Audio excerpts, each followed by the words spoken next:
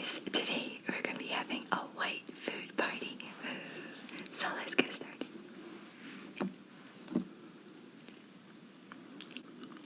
One of the most popular claims for astrology is that it can guide you through your love life. Every day, hundreds of copies of books on this aspect of astrology alone are sold.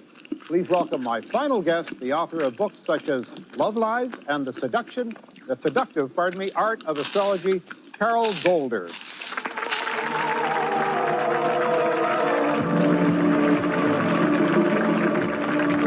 Carol, are some pairs of star signs more compatible than others? Yes, I think they definitely are, even in sun sign astrology, which in fact is all we've got time to review here tonight. But yes, they are. Carol has kindly agreed to do a demonstration for us tonight. We scoured the countryside to find 12 blissfully married couples, and despite the odds, we found them, and here they are.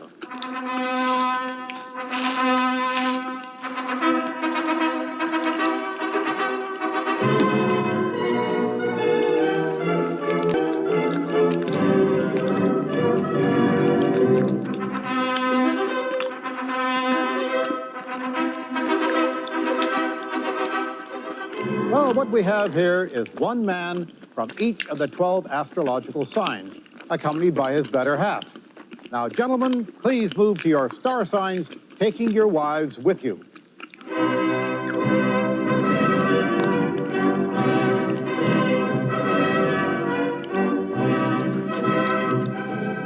So, Carol, we've given you the zodiac signs for all of the wives.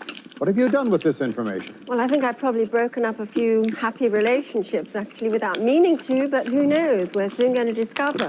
I see. So you've read the signs and you've figured out who they should be compatible with. I've done a little generalization on the signs, and as I said before, some signs are more compatible than others. So would all of the ladies now please move to the astrological sign that Carol says they should be romantically compatible with. Ladies? Oh, my goodness.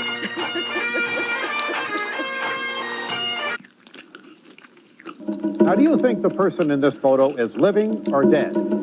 Our last guest tonight believes that by looking at a photograph, she can tell us something about the person in that photo, including whether or not that person is alive or dead.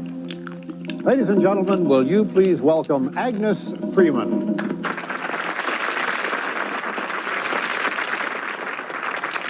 Agnes, earlier in the day we gave you 5 photographs. They're smaller versions of the ones we now have behind us. Choosing the photograph was a difficult task. We tried to ensure that as few clues as possible remain. Surroundings, clothing, hairstyle may all give a clue as to the age of a photograph. And thus, the likelihood as to whether or not the person is living or dead might be given away. I believe he used... Now, Agnes has told us that if she is successful tonight, she would like to go on to a second test, independently supervised, to claim the $10,000 that I have offered for many years to anyone who can produce psychic phenomena under controlled conditions. Is that right, Agnes? That's right. All right. Well, first things first. Let's see how well you'll do with just 5 photographs. Now, there are tough odds against getting all 5 correct. This first photograph, what do you make of this lady? What I made out of this lady is, I got the name, she's alive. And We visited the privately funded Metaphysical and Psychic Research Center in Berkshire, whose principal, Norman Knight, has been involved in psychic research for over 30 years. The center was founded in 1973. It was founded because we found that there was a lot wanting as far as psychic and spiritual healing was concerned. And this is why we involved ourselves with research and investigation into this phenomenon. The ultimate goal, of course, is to bring some tangible substance to this intangible subject. Most of this equipment here came through times when I was in deep contemplation. Now, the eternal question, is there life after death?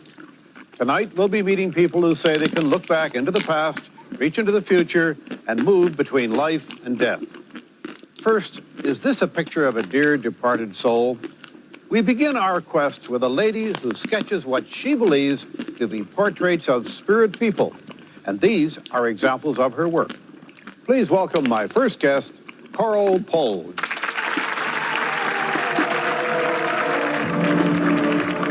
This is Stephen O'Brien, who assists Coral with her pictures. And could you tell us now what person in the audience might be able to identify with the spirit picture that you're going to produce? No, we don't understand quite how this works, but we have to make the link with the spirit and then hope that it will make sense to somebody in the audience. I see. Well, I'm going to back off the set now and just let you do your thing. I will try to draw someone from the world of spirit. Stephen will tune in to the same spirit, and if what we're getting makes sense to one of you, will you please answer, put your hand up. Obviously got a lady coming through, a lady who makes me feel terribly, terribly short of breath. She would have suffered either with heart trouble. So much of the information we get from astrology is fairly general and subjective, yet increasingly business people consult astrologers for guidance in their financial affairs. In France, 10% of companies now take astrological advice on everything from takeovers to stock market flotations. To examine the use of astrology in the world of finance, we set up a test to pit the skills of a financial astrologer against those of a city analyst. We gave them 5 weeks to play the market. People remember heartwarming ads, so bundle and save with Liberty Mutual. Some psychics go so far as to offer help to the police. In order to see how useful this is, we prepared an experiment using this collection of instruments which might have been used to commit crimes, and then again, they might not. Is it possible for a psychic to read the history of an instrument just by touching? My final guest claims to be able to do this. Please welcome Nella Jones.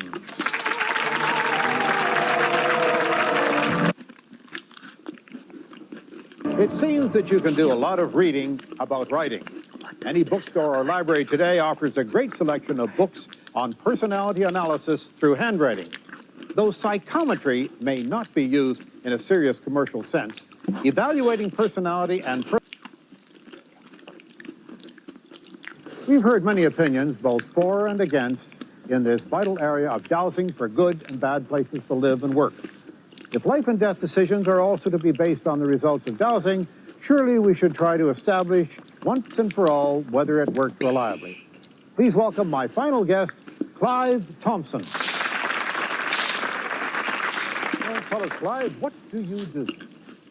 Well, at the moment I'm doing quite a lot of water divining, and I'm also helping out the Paris Mountain Mining Company and looking for the mineral ore band which goes around the mountain.